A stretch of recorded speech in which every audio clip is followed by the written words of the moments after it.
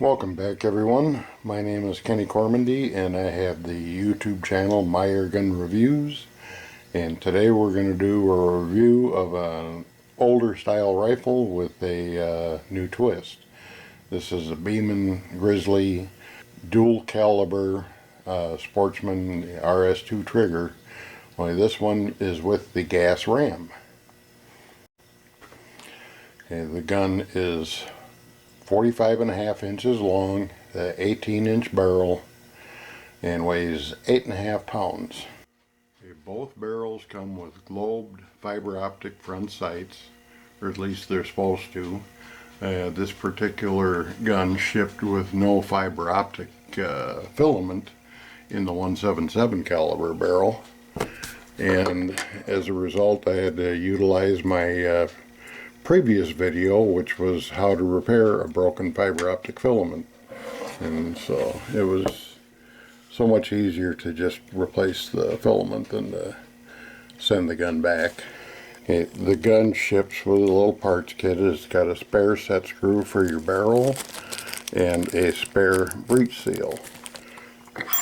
It also comes with a hex wrench for tightening and changing your barrel, and the hex wrench for mounting your scope. The gun has a hardwood stock. It's an attractive stock. It's very plain. There's no checkering, just the Beeman decal on the side, and it's got these caps plugging your stock mounting screws. They're typical of any airguns made by Shanghai Airgun Factory. It comes with the RS2 trigger and a automatic safety. When you cock it, it goes on safe. Press forward to remove. It's a two-stage, supposedly adjustable trigger. The only adjustment I can find is if you back out the adjustment screw, it will make the pull lighter. It will not make it any shorter. So it's kind of a long pull.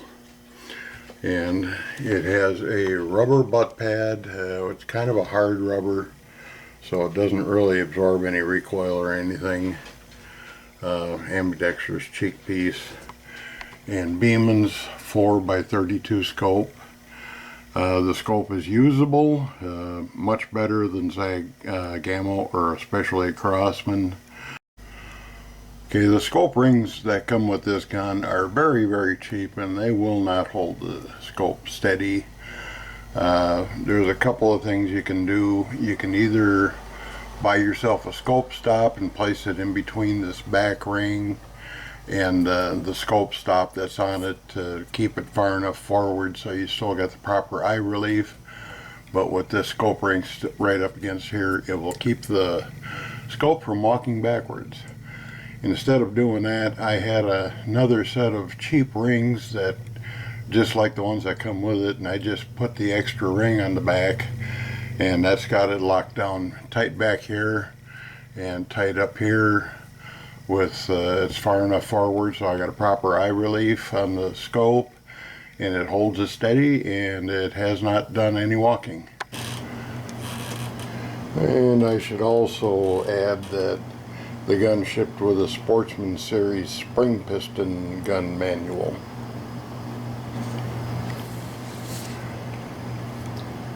Okay, Beeman says that both the spring piston model and the gas piston model have 35 to 40 pounds of cocking effort. I remember the spring piston version being easier to cock than that. This gun, not so. I measured this gun at 40 to 44 foot-pounds of cocking effort. You do get a lot more power out of this gun than you do the spring piston version, and I know the spring piston version is pretty consistent because I had two of them and they were pretty much the same. This one does have a lot more power, but like I said, you do pay a price. It cocks much harder. Most of the cocking effort test came in like 40.5, but they came in as high as 44 pounds. So be prepared for a little bit of a workout. Okay, as far as the power number goes, the old spring version averaged 1,014 feet per second with the 177 caliber RWS hobbies, and this gun averaged 1,063 feet per second. That's about 50 feet per second faster, and about 2 pounds of muzzle energy more. It did produce 102.1 decibels with shooting those RWS hobbies, because the high was 1,092 feet per second. So you're getting pretty close to the sound barrier there. But you know, when you go to like a 7.9 grain crosswind from your hollow point, you drop down to 94.5 decibels and a high of 995.5 feet per second, generating between 17 and 17.5 foot-pounds of muzzle energy.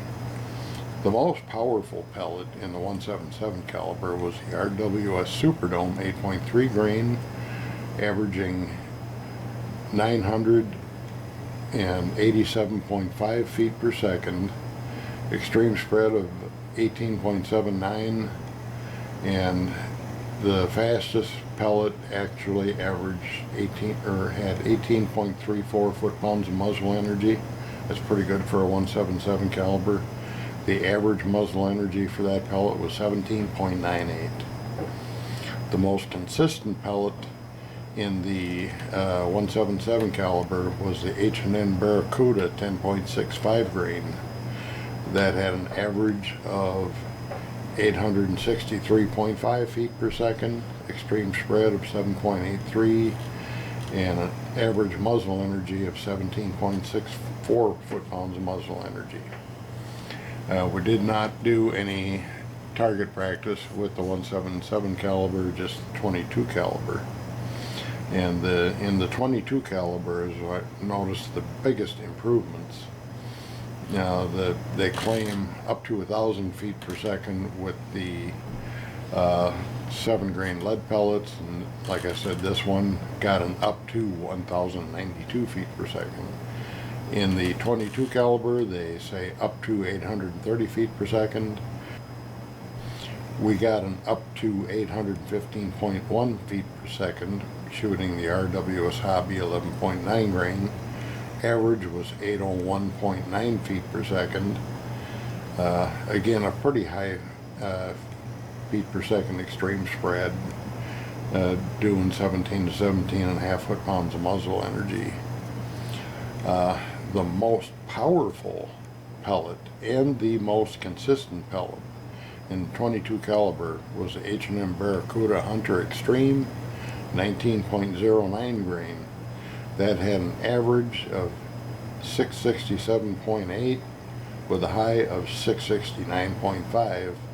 There's only a 4.97 foot per second extreme spread, standard deviation 2.23, and the average muzzle energy was 18.91 foot-pounds, with the high being 19 foot-pounds of muzzle energy. And another one of the more accurate pellets was the H&M Barracuda Match 21.14.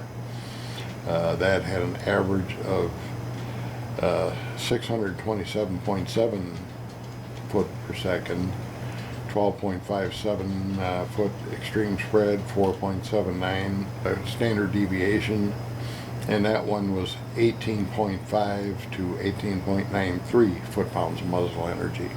So there's some pellets that give us a lot of muzzle energy in 22 caliber. That's almost 4 foot-pounds of muzzle energy more than the spring version. And another one of the better shooting pellets was the RWS Superdome. That was the second most consistent, averaging 741.7 feet per second, 6.4 foot per second extreme spread, 2.64 standard deviation, 17 3/4 foot-pounds of muzzle energy.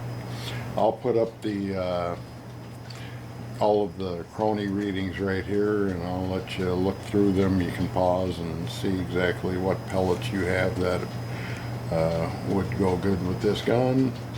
And then we will go to the accuracy test using the 22 caliber barrel.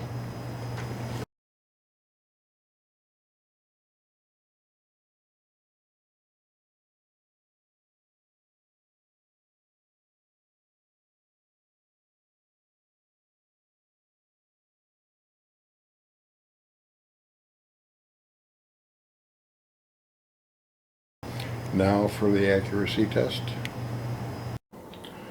Okay, first up, we have H&N Barracuda Hunter Extreme 19.09 grain 22 caliber.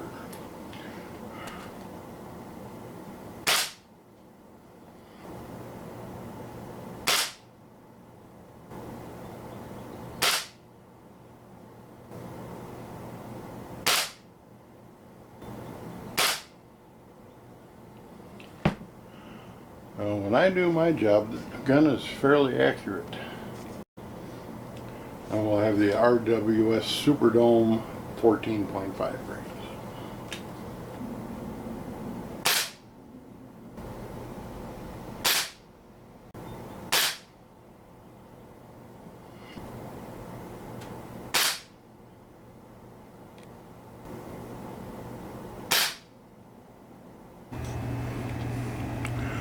Well, the main group here is about the size of a dime. This one kind of shooter error. And then with the RWS Superdomes, I got 4 here pretty close to the size of a dime, and then 1 pulled right. Last shot. It's always the last shot that flies right. But all in all, pretty accurate for the small amount of time I spent practice shooting with this gun. I really didn't do any practice target shooting. I just put the targets up and started shooting. So that's what you got. Now the gun can be pretty accurate. I think I could have done a much better job on the target shoot. I just went straight into the target shooting. I took no practice shots, and I think I did pretty good with those 2 particular pellets. The gun can be accurate, fun to shoot, a little bit stiff cocking, but you know, they've done quite a few things right. It's a good looking gun. They did protect the fiber optic sight with a globe. They just forgot to put the fiber optic sight in the 177 caliber barrel. And for as far as changing the barrels go, you can see right here there is a mark on it. So you match up these arrows right here.